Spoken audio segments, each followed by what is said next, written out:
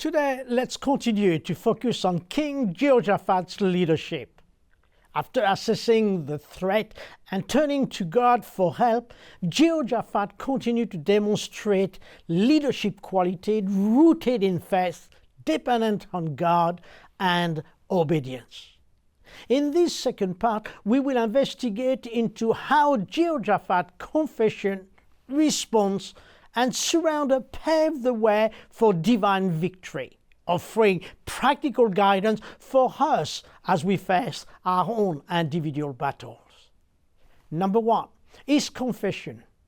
Jehoshaphat openly confessed his hopelessness before God and also his people, a great step of seeking divine assistance.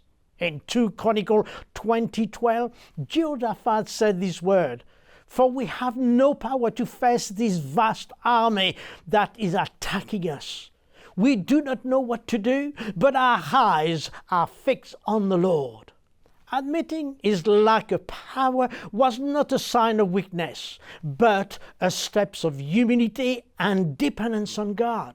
This confession opened the door for God's intervention.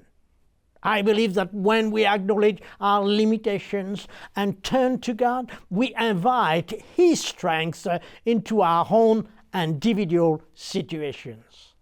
Number two, his response. Jehoshaphat's focus remained on God despite his terrifying threat before him. His faith did not waver in any way. In 2 Chronicles 20:12, it says, "Our eyes are on you, Lord." By keeping his focus on God, Jehoshaphat demonstrated trust in God's ability to deliver them. We too must keep our eyes on God during life trials, maintaining faith that He will guide us through it all. Number three, his surrender.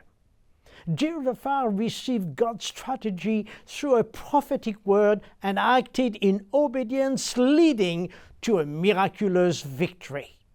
In 2 Chronicles 20:15, the prophet declared this word, "Do not be afraid or discouraged because of the vast army, for the battle is not yours, but God's." He continued in verse 17 by saying, "You will not have to fight this battle.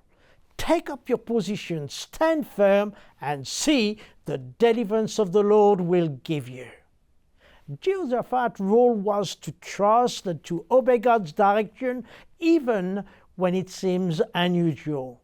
By surrendering the battle to God, Jehoshaphat's army did not have to fight. God fought on their behalf. This teaches us the power of obedience and surrender, trusting that God's plan is always better than our own.